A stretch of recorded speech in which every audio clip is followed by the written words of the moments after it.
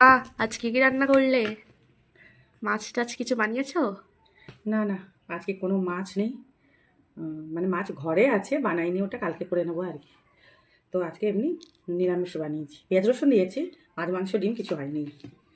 তো তাহলে আমি আমার বন্ধুদের সঙ্গে একটু শেয়ার করে নিই। হ্যাঁ চলো, বলো কি কি বানালে। একটু সাদা ভাত আছে, হুম। লেবু লঙ্কা আছে, আর এই যে আলু আর বিচে কলা সেদ্ধ দিয়ে ভাতের সঙ্গে সেদ্ধ করে ভর্তা বানিয়েছি। পেঁয়াজ, কাঁচা লঙ্কা, সর্ষে তেল, নুন দিয়ে আর বিচে কলা খাওয়াও নাকি ভালো। কুমড়ো ফুলের বড়া বানিয়েছি।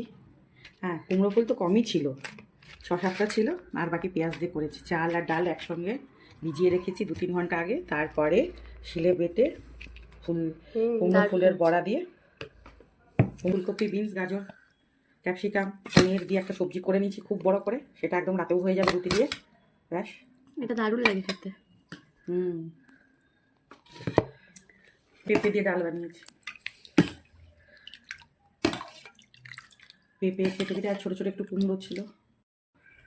তো বন্ধুরা, এগুলোই বানানো হয়েছে, এগুলোই খাওয়া হবে দুপুরে। আর রাত্রেটা তো রুটিতে খাওয়া হবে বলেই দিলাম। আর সবাই দেখা হবে কালকের ভিডিওতে। সবাই সুস্থ থাকবেন, ভালো থাকবেন।